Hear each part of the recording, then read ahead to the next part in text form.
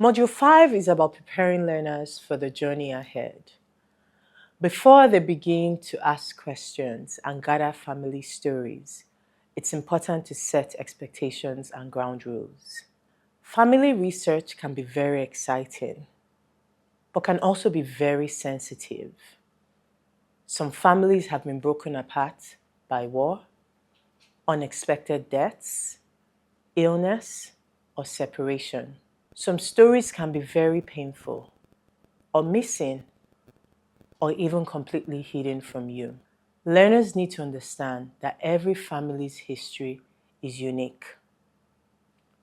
Your role as a facilitator is to prepare learners for this journey with humility, curiosity, and patience.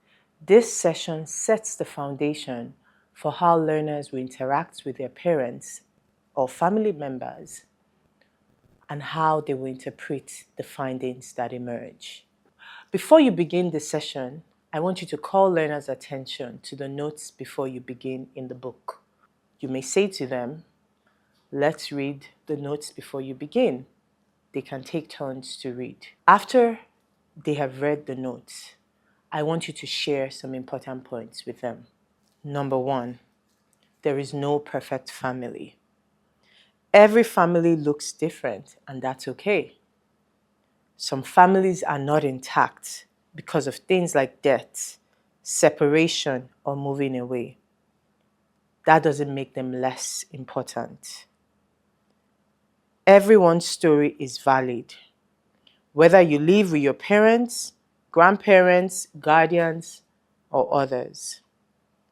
Some answers may be missing, and that is not your fault. Family research can be sensitive. Some stories may feel painful, incomplete, or even hidden. That is part of history too. We must listen with respect when elders and parents share. The goal is not to have a perfect story, but to grow in understanding. You already have everything you need to begin this journey. Discussion prompts.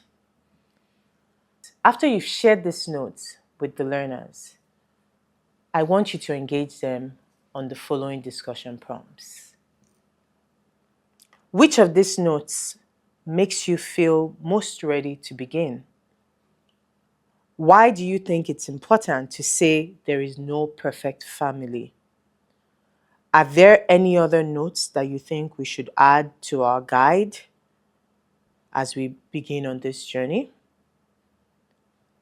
As a facilitator, take notes, perhaps on a flip chart or on a chalkboard or on a whiteboard. Take notes of some of these insights that the learners are sharing.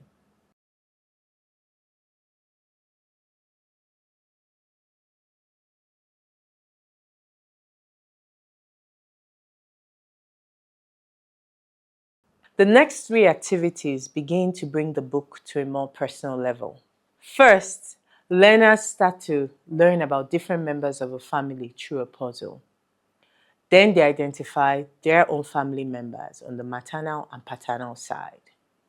Finally, they explore connections and similarities between them and the people that have gone ahead of them.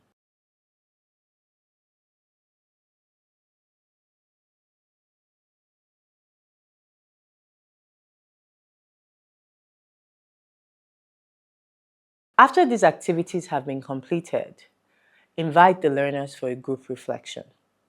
You may ask, how did you feel about these activities? Did you find something interesting, something exciting, or something new about yourself and your family? Call their attention to the photo where family is defined. You may ask them, what would you like to add to this definition of family? Point to Marcus Garvey's quote. A people without the knowledge of their past history, origin, and culture is like a tree without roots. Ask the learners, what does this quote mean to you now you've completed these activities?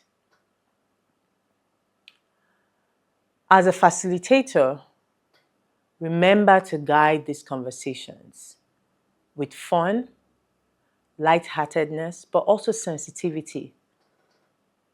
For some learners, this activity may evoke excitement, while others, it may evoke sadness or a feeling of incompleteness. Affirm that all story, whether full, incomplete, or missing, matters. Now that the session is about to end, I want you to close with this proverb. It says, wisdom is like a baobab tree. No one individual can embrace it. Invite these students to share their reflections on what this means.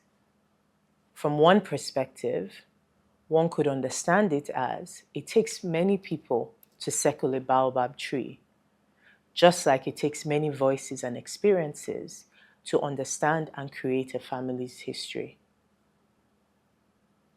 This is the end of Module 5.